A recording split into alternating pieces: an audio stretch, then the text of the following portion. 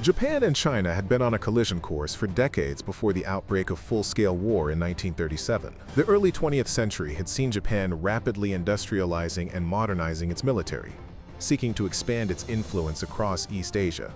Driven by ambitions to secure natural resources and assert dominance over the region, Japan had already demonstrated its willingness to use force, most notably in the First Sino-Japanese War of 1894 to 1895, and the annexation of Korea in 1910. Meanwhile, China struggled with internal fragmentation. The fall of the Qing dynasty in 1912 had left the country divided, with the nationalist government under Chiang Kai-shek trying to unify a nation fractured by warlords and regional powers, while the communists quietly built their own base of support in rural areas. The political instability left China vulnerable to foreign encroachment, a vulnerability that Japan would exploit. Tensions had escalated in the early 1930s when Japan invaded Manchuria in 1931, establishing the puppet state of Manchukuo. This move drew international condemnation but little effective action, signaling to Japan that it could continue its expansionist policies with minimal repercussions. As Japan consolidated its position in Manchuria, China struggled to maintain sovereignty over its northeastern territories. The two nations engaged in sporadic clashes along the border, with both sides probing the other's defenses and preparing for the possibility of larger conflict. By 1937, the stage was set for war. The Marco Polo Bridge incident in July of that year, a minor skirmish between Japanese and Chinese troops near Beiping, rapidly escalated into open hostilities. What began as a localized confrontation ignited a nationwide conflict that would endure for 8 brutal years, engulfing millions of soldiers and civilians in a struggle that was as much about survival as it was about national pride and sovereignty. This war was not only a struggle for territory but also a contest between two very different visions for the future of East Asia. Japan, with its military-led government, sought to assert dominance and create a regional empire, while China, despite internal divisions, fought to maintain its independence and reclaim control over its lands. The early stages of the conflict revealed the stark disparities between the two nations, military capabilities and strategies, yet Chinese resistance proved far more resilient than Japan had anticipated. The human cost of this war would be staggering, and the atrocities committed during the invasion, particularly in cities such as Nanjing, would leave scars that persisted for generations. Yet amidst the devastation, acts of courage, resilience, and defiance emerged, shaping the national consciousness of both countries. As the world edged closer to global war, the Second Sino-Japanese War became a critical chapter in modern history, not only for the region, but for the entire international community, offering lessons about ambition, resistance, and the enduring impact of human conflict. It was a war that tested the limits of nations and the endurance of ordinary people caught in its path, setting the stage for one of the most complex and devastating conflicts of the 20th century. Before the full-scale war erupted in 1937, the political and military landscape in China and Japan was shaped by decades of tension, expansion, and unresolved disputes. Japan's ambitions in East Asia had been clear since the early 20th century, marked by its victory in the First Sino-Japanese War, the annexation of Korea, and its increasingly aggressive stance in Manchuria. After establishing the puppet state of Manchukuo in 1932, Japan solidified its hold over the region and expanded its military presence along the Chinese border. The Chinese government, led by Chiang Kai-shek, faced a complex set of challenges. The nationalist government struggled to assert authority over a country fractured by regional warlords and ongoing internal strife. Meanwhile, the Chinese Communist Party operated independently in rural areas, engaging in guerrilla activities and quietly building support among peasants. These internal divisions weakened China's ability to present a unified front against foreign aggression. Tensions mounted throughout the early 1930s, with repeated border skirmishes and diplomatic failures highlighting the fragility of peace. Japan, confident in its military superiority and emboldened by limited international consequences following the Manchurian invasion, began testing Chinese defenses along key strategic points. In July 1937, these tensions erupted into the Marco Polo Bridge incident near Beiping, a seemingly minor confrontation between Japanese and Chinese troops that quickly escalated. The incident sparked full-scale hostilities, marking the official start of the Second Sino-Japanese War. The failure of diplomacy and the readiness of both sides for conflict reflected deeper issues: Japan's imperial ambitions and China's struggle to maintain sovereignty. The early phase of the war revealed stark contrasts in military strength, strategy, and organization, but it also showcased Chinese resilience. Local militias, nationalist troops, and communist forces began coordinating efforts to resist Japanese advances, setting the tone for a prolonged and brutal conflict. The international community watched with concern as the fighting intensified, but effective intervention remained limited. Japan's early successes in territorial conquest contrasted sharply with the human cost of occupation, foreshadowing atrocities that would later shock the world. The struggle was not merely military. It was also symbolic, representing a fight for national identity, survival, and dignity. The prelude to war demonstrated how unresolved political tensions, ambition, and miscalculation could converge to ignite a conflict of unprecedented scale, shaping the lives of millions and altering the trajectory of East Asia for decades to come. Before the outbreak of full-scale war, Japan had already tested China's defenses through a series of calculated military maneuvers and strategic occupations. The invasion of Manchuria in 1931 and the establishment of Manchukuo had been a warning, but the fragmented Chinese political landscape prevented a coordinated response. Chiang Kai-shek's nationalist government faced the daunting task of consolidating authority while contending with internal dissent and communist resistance, which further complicated efforts to prepare for Japanese aggression.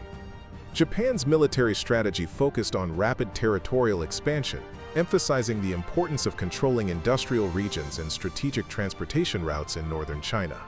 Small skirmishes along the borders, particularly near Beiping and Tianjin, became increasingly frequent, reflecting both sides' anticipation of larger conflict.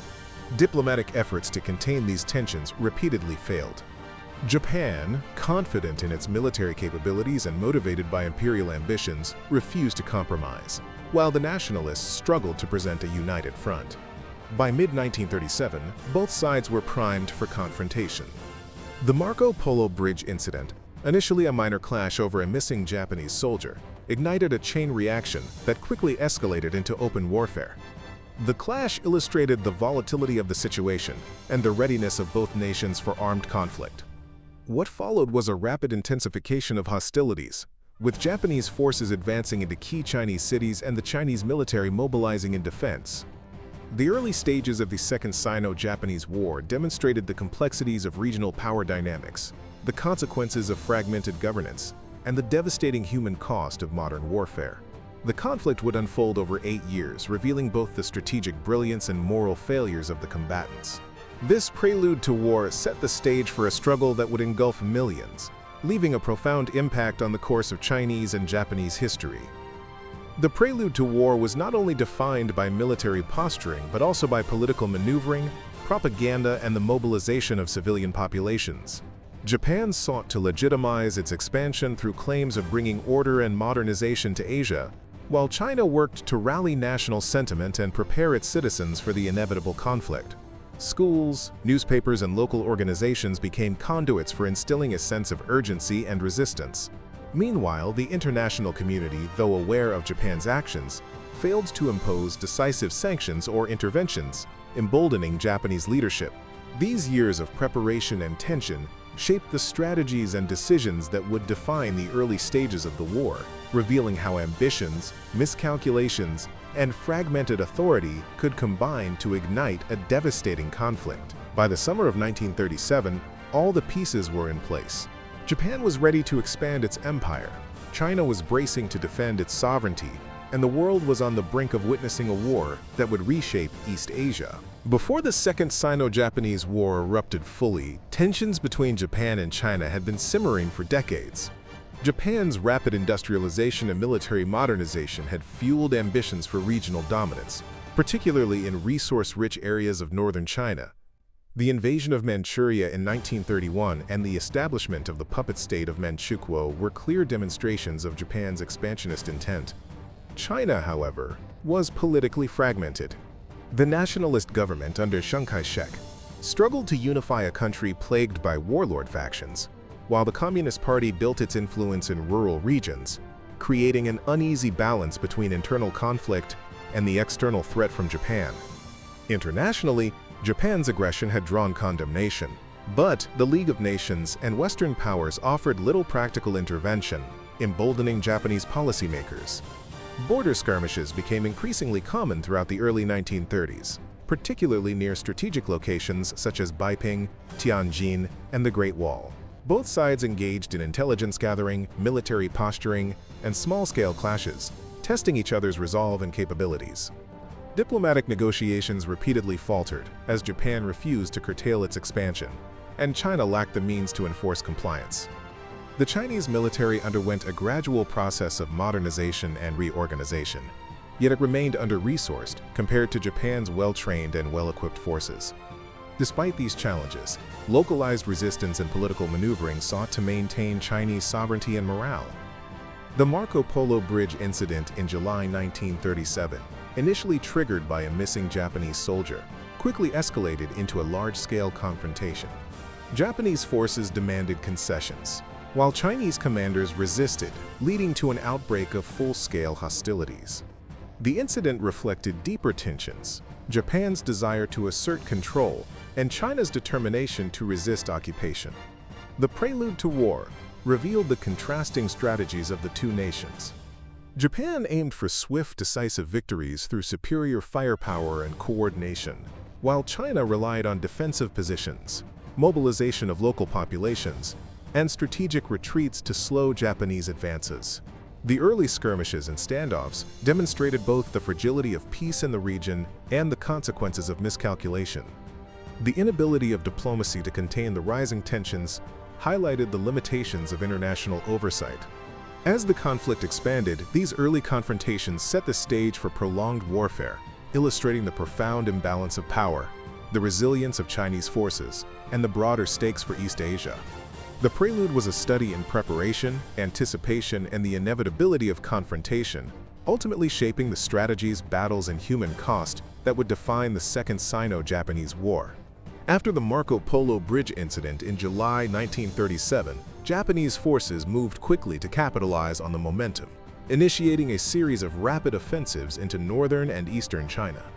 Their strategy emphasized speed, coordination, and overwhelming firepower, aiming to secure key urban centers and transportation hubs that would cripple Chinese resistance. The Battle of Shanghai, which began in August 1937, became one of the first major confrontations of the war and demonstrated both the determination of Chinese defenders and the technological superiority of the Japanese army. Shanghai, a sprawling metropolis and critical commercial center, was defended by a combination of nationalist troops and local militias, who fought with courage but were hampered by limited resources and disjointed command structures. Intense urban combat ensued, with artillery barrages, air raids, and street-to-street fighting inflicting severe casualties on both sides. Despite heavy losses, Chinese forces managed to delay Japanese advances for months, demonstrating the resilience and determination of a nation under siege. Following the fall of Shanghai, Japanese forces shifted their focus northward, capturing Beiping and Tianjin with remarkable speed. These cities were strategic not only for their economic and political importance but also for their symbolic value, representing the historical and cultural heart of northern China. The Japanese army employed encirclement tactics, overwhelming local defenses, and cutting off supply lines to force rapid surrenders. In Beiping, Chinese forces faced the challenge of defending ancient city walls and urban districts against a modern, mechanized army. Despite determined resistance, the city fell, and Japanese forces quickly established control over the region. The capture of Tianjin followed a similar pattern, with coordinated assaults and the use of superior firepower allowing Japan to secure another key foothold in northern China. These early victories not only bolstered Japanese morale but also sent a stark warning to the Chinese government that resistance would come at a heavy cost. The fall of these major cities culminated in the infamous Nanjing Campaign, where Japanese forces advanced toward the nationalist capital with relentless determination. General Iwane Matsui, commanding the Japanese Expeditionary Army, aimed to capture the city quickly to force a political and psychological blow against Chiang Kai-shek's government. Nanjing, a city of immense cultural and political significance, became a focal point for both military action and the horrors that would follow. The Chinese defenders, aware of the stakes, prepared for a desperate defense, but they were severely outmatched in terms of equipment, training, and coordination. Japanese troops entered the city in December 1937, initiating a campaign that combined brutal military tactics with widespread atrocities against both civilians and prisoners of war. The rapid succession of victories in Shanghai, Beiping, Tianjin, and Nanjing showcased the effectiveness of Japan's military strategy while simultaneously highlighting the limitations of the Chinese forces at the time. Amid these military advances, the Japanese army leveraged air superiority, artillery, and coordinated infantry maneuvers to maintain momentum. Their approach relied on encircling cities, cutting off supply routes, and applying relentless pressure to break both the will and capacity of defenders. The Chinese military, though outgunned, demonstrated remarkable adaptability, utilizing defensive fortifications, scorched earth tactics, and limited counterattacks to slow the Japanese advance. Civilians were drawn into the conflict, either as participants in local militias or as victims of bombings and occupation, illustrating the totalizing nature of modern warfare. International observers noted the ferocity of the battles and the devastating impact on urban centers, emphasizing the increasingly brutal character of the conflict. The early Japanese advances also had profound political implications. Chiang Kai-shek faced criticism for the inability to prevent the fall of key cities, while Japan sought to consolidate its control over captured territories and establish puppet administrations. The swift conquests reinforced Japan's confidence in its military doctrine, but also set the stage for overextension, as sustaining long-term occupation would prove increasingly difficult. Chinese resistance, though battered, remained unbroken, and guerrilla activities began to emerge even in areas under Japanese control. These early campaigns established a pattern that would define the war. Rapid Japanese advances met with determined, if uneven, Chinese resistance, creating a protracted and devastating conflict that would engulf millions of lives over the next 8 years. The battles of Shanghai, Beiping, Tianjin, and Nanjing were not only military engagements, but also turning points in the war, demonstrating the interplay between strategy, human endurance, and the escalating consequences of modern warfare. The capture of Nanjing in December 1937 marked a turning point in the Second Sino-Japanese War, not only for its strategic significance, but for the unparalleled human suffering that followed. Japanese forces, emboldened by their rapid successes in Shanghai, Beiping, and Tianjin, entered the city with a deliberate and ruthless intent to terrorize both military and civilian populations. The ensuing weeks became a tragic chapter in history, now widely recognized as the Nanjing Massacre, in which tens of thousands of civilians and disarmed soldiers were killed, subjected to extreme violence, and brutalized in ways that shocked the international community. Entire neighborhoods were systematically targeted, and ordinary citizens were caught in a wave of indiscriminate executions, sexual assault, and looting. The massacre was not only a consequence of battlefield chaos, but the result of organized military policy, reflecting the Japanese army's approach to occupation and control, intended to break the will of Chinese resistance and instill fear across the nation. Eyewitness accounts from foreign journalists, diplomats, and missionaries documented the scale of the atrocities, describing scenes of unimaginable horror. Hospitals, schools, and public buildings became sites of massacre, while those attempting to flee were often pursued and executed. The systematic nature of the violence, coupled with its indiscriminate targeting of both military and civilian populations, left a profound psychological scar on survivors and the Chinese nation as a whole. International observers were horrified by the reports, yet geopolitical constraints and the ongoing instability of the pre-World War II global environment limited the practical response. Despite these challenges, documentation and testimony from foreigners in Nanjing ensured that the world would not forget the events, preserving a record of the brutality for posterity and establishing a lasting legacy in both historical scholarship and collective memory. The immediate aftermath of the massacre saw Nanjing under Japanese control, but the city's social, political, and economic structures were devastated. Families were shattered, communities destroyed, and the infrastructure of governance severely compromised. Beyond the physical destruction, the Nanjing massacre became a symbol of the war's escalating brutality, illustrating that the conflict was not solely a struggle for territory, but a war marked by deliberate attempts to terrorize and subjugate civilian populations.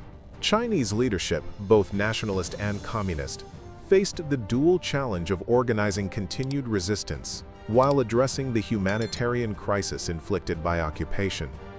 The atrocities galvanized segments of Chinese society, fostering a determination to resist and endure despite overwhelming odds, and intensified calls for international awareness and intervention.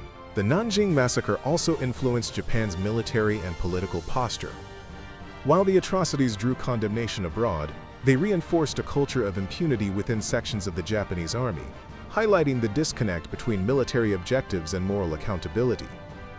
The events exposed the capacity for wartime ideology to justify extreme measures, shaping both the conduct of subsequent campaigns in China and the broader perception of Japan internationally. At the same time, reports of the massacres strengthened Chinese propaganda efforts, portraying the invaders as brutal aggressors and rallying both domestic and international support for the war effort. The city's fall and the ensuing horrors demonstrated the devastating human cost of conventional and occupation warfare, while highlighting the limits of international oversight during a period of global instability. Amidst the suffering, stories of courage and resilience emerged. Chinese citizens, missionaries, and even some Japanese soldiers who opposed the violence played crucial roles in protecting individuals and documenting events.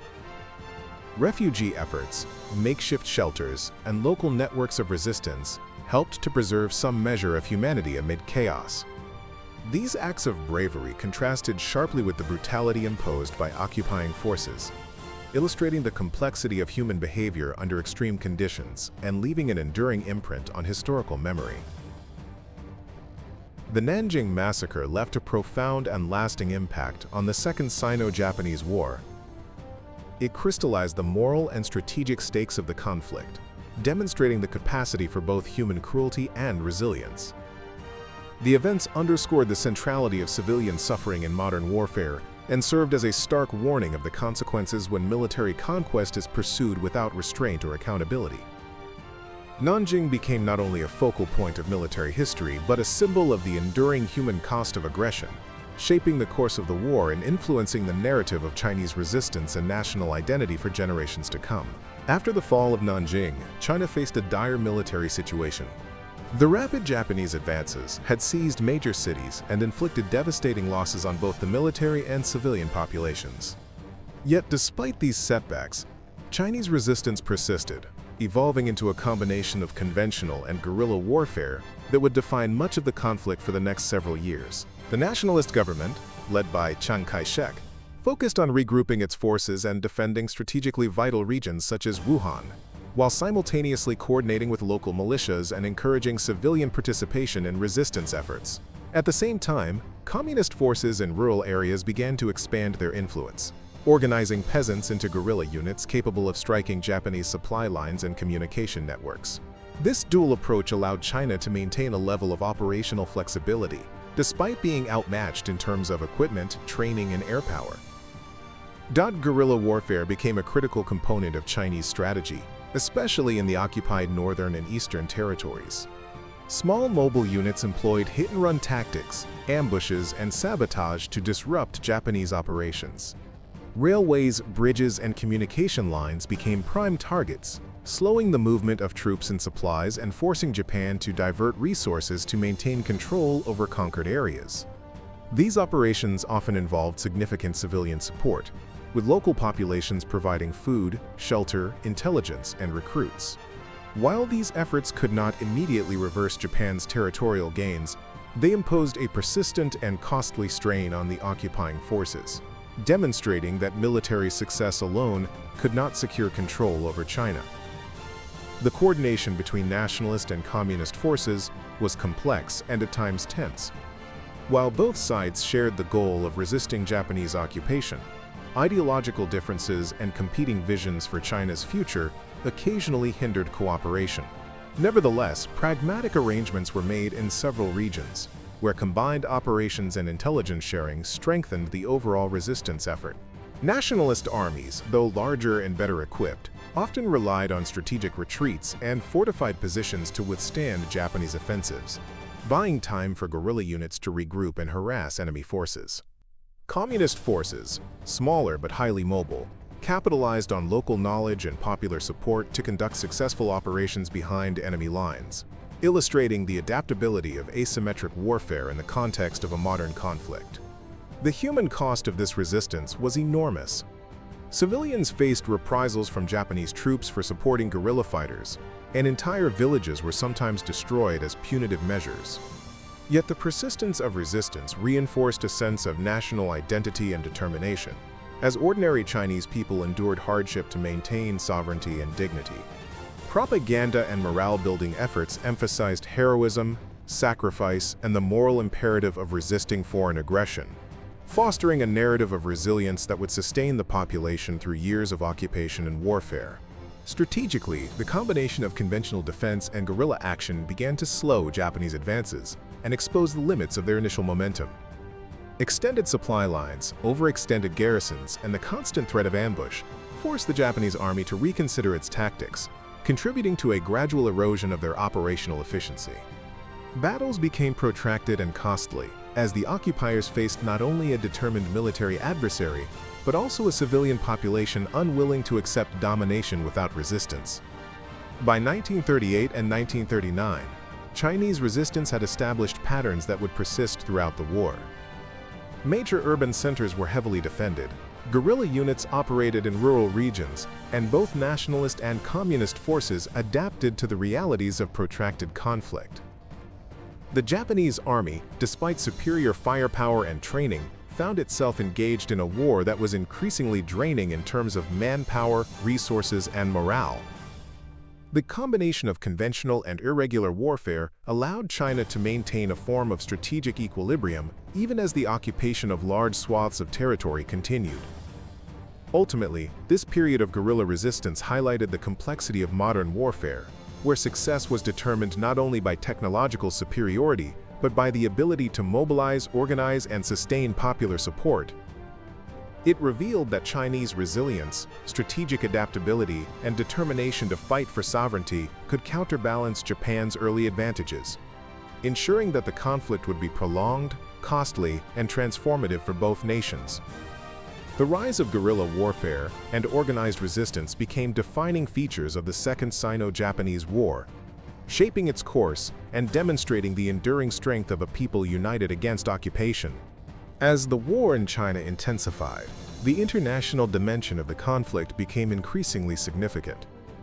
Japan's aggression and the growing scale of atrocities, particularly following the fall of Nanjing, drew global attention, and foreign powers began to respond, albeit cautiously.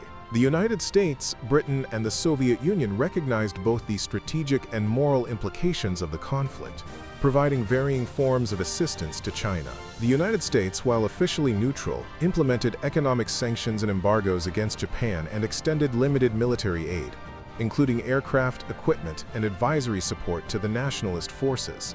This aid, though not decisive in the early years, helped sustain Chinese resistance and demonstrated the growing concern of Western nations over Japan's expansionist ambitions.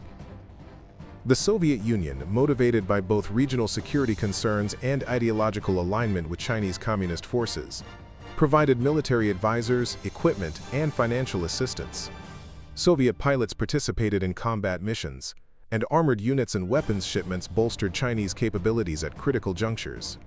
While the Soviets primarily assisted in northern China, their support underscored the broader international stakes of the conflict and provided a model for coordination between domestic and foreign forces. Britain, facing the mounting threat of Japanese expansion to Southeast Asia, also contributed to aid efforts, although constrained by commitments in Europe and the Middle East. Diplomatic pressure, propaganda, and material support all reflected the growing realization that the Second Sino-Japanese War was not merely a regional struggle, but a conflict with global consequences. Foreign volunteers and journalists played an important role in shaping international perception. Missionaries, reporters, and aid workers documented Japanese atrocities and assisted in humanitarian efforts, bringing attention to the plight of Chinese civilians. Stories of massacres, famine, and displacement were circulated widely, influencing public opinion and prompting debates within foreign governments about the appropriate response. The presence of foreign observers also provided a measure of protection in some areas, as their reports could deter the most egregious acts of violence, although they were often powerless to prevent large-scale atrocities. These individuals contributed to a growing awareness that the war in China was a testing ground for both military strategy and international norms regarding civilian protection during armed conflict. Japan, in turn, faced increasing diplomatic and economic pressure. Embargoes on oil, steel, and other critical resources strained Japanese logistics and forced the military to prioritize objectives more narrowly. The international community's attention also complicated Japan's efforts to legitimize its occupation of Chinese territory, as propaganda campaigns aimed at portraying Japan as a modernizing force were increasingly undermined by reports of atrocities and the resilience of Chinese resistance. Japan's reliance on rapid, aggressive campaigns was gradually tested by a combination of Chinese guerrilla warfare, conventional defense, and growing international isolation. The international dimension of the war also highlighted the interconnectedness of global conflicts in the late 1930s. While Europe was edging toward World War II, the situation in China served as both a prelude and a test case for broader patterns of aggression, occupation, and resistance. Lessons drawn from China influenced military planning and diplomatic calculations in other theaters, demonstrating that the Second Sino-Japanese War was both a localized struggle for survival and a component of the emerging global conflict. Ultimately, foreign aid, diplomacy, and international pressure played a critical role in sustaining Chinese resistance and constraining Japanese ambitions. While no single intervention decisively altered the trajectory of the war, the combined effect of military assistance, moral support, and global scrutiny ensured that China remained a resilient adversary. These dynamics shaped the evolving strategies of both belligerents, underscored the war's global significance, and set the stage for the prolonged campaigns and major battles that would define the next phase of the conflict. The international involvement of the United States, the Soviet Union, and Britain reflected both geopolitical interests and humanitarian concerns, creating a complex web of influence that would continue to impact the Second Sino-Japanese War throughout its duration.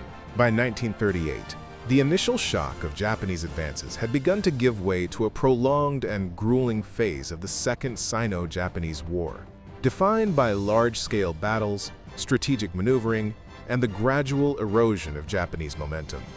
The Battle of Wuhan, which lasted from June to October 1938, emerged as a critical turning point in the conflict.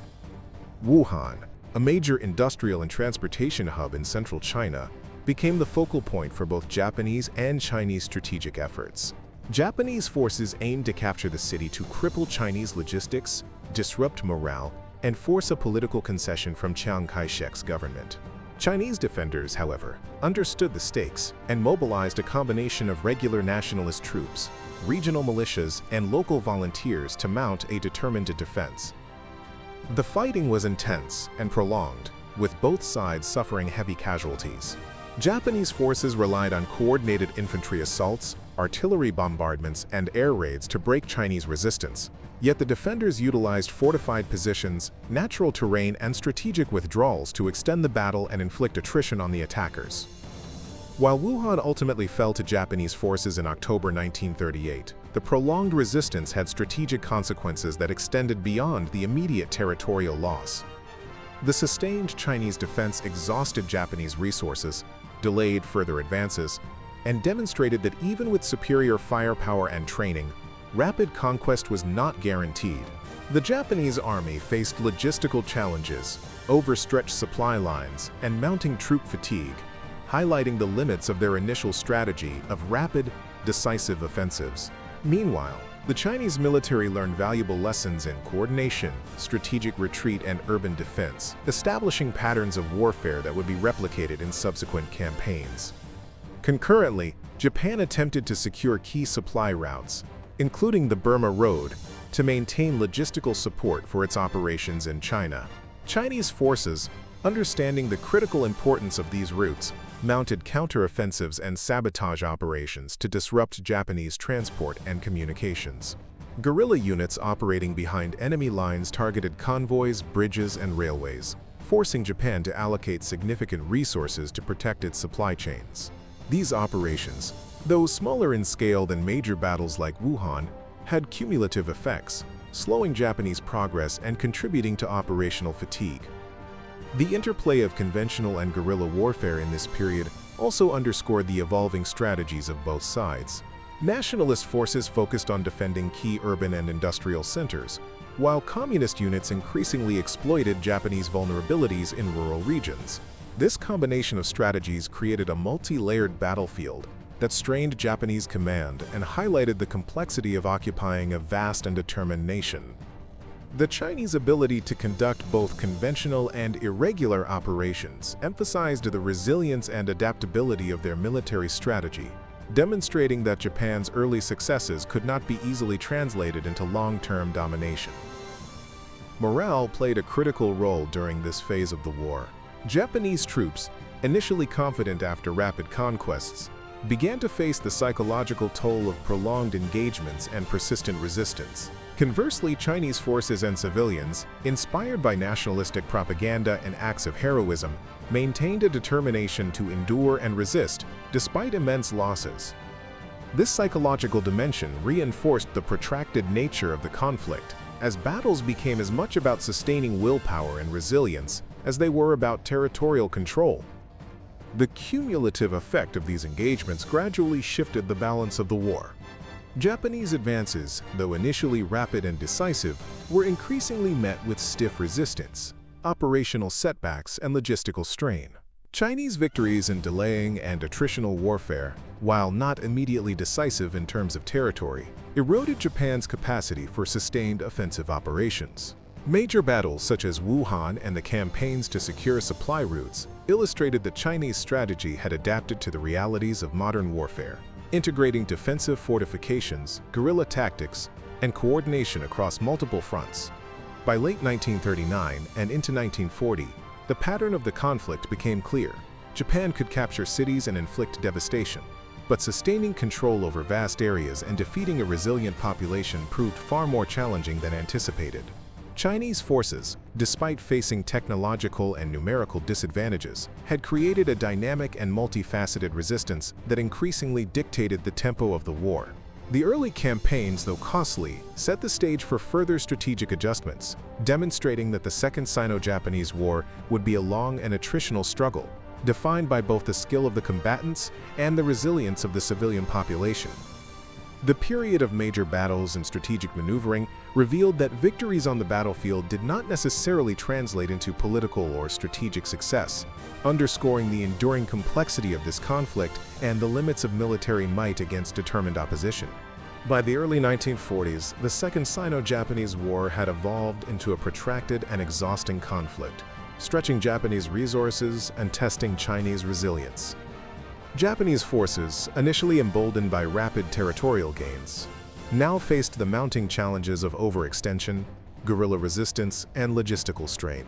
Maintaining control over occupied regions became increasingly difficult as nationalist and communist forces adapted their strategies, using mobility, sabotage, and intelligence to undermine Japanese operations. The Chinese ability to combine conventional defense with guerrilla tactics began to yield tangible results, gradually reclaiming territory and disrupting supply lines, forcing Japan to reconsider both its strategic objectives and operational priorities. In the central and southern regions, Chinese forces launched coordinated counteroffensives to retake key cities and infrastructure. The prolonged campaigns around Wuhan and Changsha demonstrated both the determination of Chinese forces and the growing limitations of Japanese military capacity.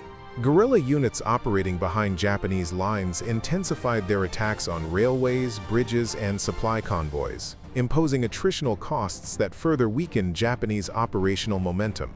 These persistent disruptions, combined with the overstretched garrisons and extended supply lines, highlighted the vulnerabilities inherent in Japan's early strategy of rapid conquest and occupation. The human cost of the ongoing conflict remained staggering. Civilians continued to endure bombings, forced labor, and reprisals, while refugees poured into safer regions, straining resources and creating widespread humanitarian crises. Despite these hardships, Chinese society demonstrated remarkable resilience, with local communities, volunteers, and resistance networks supporting both the military effort and displaced populations. propaganda and morale-building initiatives reinforced national solidarity, emphasizing the importance of continued resistance and perseverance in the face of occupation and violence. This societal commitment to endurance became a critical factor in sustaining the war effort over the long term. Meanwhile, Japan faced increasing pressure from the international community.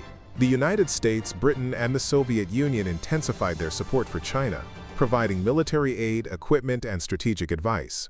Economic embargoes and sanctions, particularly those imposed by the United States, strained Japanese logistics and forced the military to prioritize objectives and consolidate gains. International attention also constrained Japan's ability to conduct operations with impunity, as reports of atrocities and the persistence of Chinese resistance shaped global opinion and influenced diplomatic negotiations. Coordination between nationalist and communist forces, though complex, became increasingly effective in contested regions. While ideological differences remained, pragmatic alliances allowed for more efficient operations, combining the strength of nationalist conventional forces with the mobility and local knowledge of communist guerrilla units. This collaboration facilitated the retaking of key urban centers and rural territories, gradually eroding Japanese control and contributing to the perception of a turning tide in the conflict. By 1943, Japanese forces were increasingly defensive, consolidating positions rather than launching major offensives, while Chinese forces continued to exploit opportunities for counterattacks and disruption. The war's prolonged nature revealed the strategic limitations of Japan's early approach, demonstrating that initial military superiority did not guarantee sustained occupation or political control. Chinese victories in key engagements, combined with persistent guerrilla operations and international support, signaled a shift in momentum, foreshadowing the eventual collapse of Japanese authority in occupied areas. The period from 1940 to 1943 also highlighted the long-term consequences of the war for both nations. China's infrastructure and population had suffered immensely, yet the nation's ability to recover and resist demonstrated enduring strength. Japan, though militarily advanced, faced the realities of overextension, attrition, and growing international isolation. The conflict had become as much about survival, morale, and resource management as it was about territorial control. Ultimately, the collapse of Japanese occupation in key regions and the gradual reclamation of territory by Chinese forces marked a critical phase in the Second Sino-Japanese War.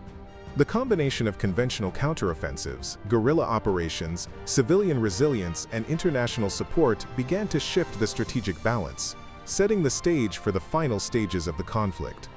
By blending persistent resistance with strategic coordination, China demonstrated that even a nation initially overwhelmed by superior forces could reclaim its sovereignty through endurance, adaptability, and the collective determination of its people. By 1944, the Second Sino-Japanese War had entered its final phase, closely intertwined with the broader developments of World War II.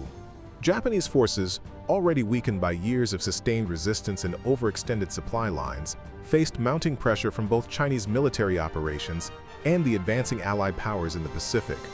Chinese forces, strengthened by the lessons of previous campaigns, coordinated more effectively across nationalist and communist units, combining conventional counterattacks with guerrilla operations that continuously disrupted Japanese communications and supply networks. The persistent attrition imposed by these operations gradually eroded Japan's ability to maintain control over occupied territories, signaling the beginning of the end for Japanese occupation in China. In the final year of the conflict, key Japanese positions across northern, central, and southern China were increasingly vulnerable. Chinese forces launched coordinated offensives to retake strategic cities and transportation hubs, while guerrilla units intensified sabotage efforts in rural areas. The Battle of West Hubei and operations along the Yangtze River demonstrated that Japan could no longer rely on rapid, decisive maneuvers, as logistical strain, troop fatigue, and persistent resistance hindered their capacity for sustained offensive action. The Japanese army, once confident in its superiority, was now forced into defensive operations, attempting to hold territory rather than expand it. The surrender of Japan in August 1945, following the atomic bombings of Hiroshima and Nagasaki and the Soviet declaration of war, formally ended hostilities in China. The Japanese government capitulated to the Allies, and Japanese troops in China were ordered to surrender to Chinese forces. This marked the culmination of 8 years of intense warfare, with millions of soldiers and civilians having suffered through battles, occupations, and atrocities. Prisoners of war were repatriated, and Japanese military and civilian personnel faced the consequences of occupation and surrender. The Tokyo trials later prosecuted key Japanese leaders for war crimes, including actions committed in China, establishing an international precedent for accountability in wartime. The conclusion of the Second Sino-Japanese War also had profound political consequences within China. The nationalist government, although having regained control over significant portions of the country, faced enormous challenges in rebuilding infrastructure, addressing the humanitarian crisis, and stabilizing a nation devastated by years of occupation and conflict. At the same time, the Chinese Communist Party had expanded its influence through effective guerrilla operations and grassroots organization, setting the stage for the resumption of the Chinese Civil War. The struggle between nationalists and communists, temporarily postponed by the common enemy of Japan, now became the central political conflict shaping post-war China. Internationally, the end of the war in China highlighted the interconnected nature of global conflict. The Allies' victory over Japan demonstrated the limits of expansionist militarism and underscored the role of coordinated international intervention in shaping the outcome of regional conflicts. Chinese perseverance, combined with strategic international support, had not only resisted occupation, but had contributed to the broader Allied victory in the Pacific. The war also underscored the importance of humanitarian considerations in conflict, as atrocities committed during the invasion left lasting scars and shaped post-war policies regarding civilian protection and accountability for war crimes. Despite the end of active hostilities, the human cost of the war remained staggering. Millions had been killed, wounded, or displaced, and cities and infrastructure lay in ruins. Refugee populations struggled to return home, and survivors grappled with the trauma and loss inflicted over 8 long years. The social and economic fabric of China had been deeply affected, with agriculture, industry, and governance disrupted across vast regions. Yet amidst this devastation, the resilience of the Chinese people became apparent as communities began to rebuild, restore local governance, and preserve the memory of their sacrifices. The end of the Second Sino-Japanese War marked both closure and transition. It signaled Japan's defeat and the formal restoration of Chinese sovereignty, while simultaneously exposing the fractures within China that would soon erupt into renewed civil conflict. The war's legacy shaped national identity, political alignments, and military strategy for decades to come. It highlighted the complexity of modern warfare, where victories and defeats were measured not only in territorial gains but also in human endurance, strategic adaptation, and the ability to sustain resistance under the most harrowing circumstances. The surrender of Japan did not erase the war's impact, but it concluded a defining chapter in Chinese history and set the stage for the next phase of national reconstruction and political transformation. The Second Sino-Japanese War left an indelible mark on China, Japan, and the wider world. Over 8 years of relentless conflict, millions of lives were lost, cities were destroyed, and entire communities were uprooted. Yet the resilience and determination of the Chinese people endured. The war demonstrated both the destructive capacity of modern militaries and the enduring power of human resistance in the face of overwhelming force. Chinese forces, combining conventional armies and guerrilla tactics, successfully resisted occupation, gradually reclaiming territory and demonstrating that persistence and strategic adaptation could counter even superior technology and training. For Japan, the conflict revealed the limits of military ambition and the dangers of overextension. Initial victories were tempered by the realities of sustained resistance, logistical strain, and growing international isolation, ultimately contributing to Japan's broader defeat in World War II. The atrocities committed during the war, particularly in Nanjing, left lasting scars on international relations and shaped the historical memory of both nations. The Second Sino-Japanese War was more than a struggle for territory. It was a battle over sovereignty, national identity, and the moral consequences of war. Its legacy continues to influence Sino-Japanese relations, global understanding of wartime conduct, and the recognition of civilian suffering. The resilience, courage, and endurance displayed during this conflict remain a testament to the human spirit, reminding us of both the cost of aggression and the power of resistance in shaping history.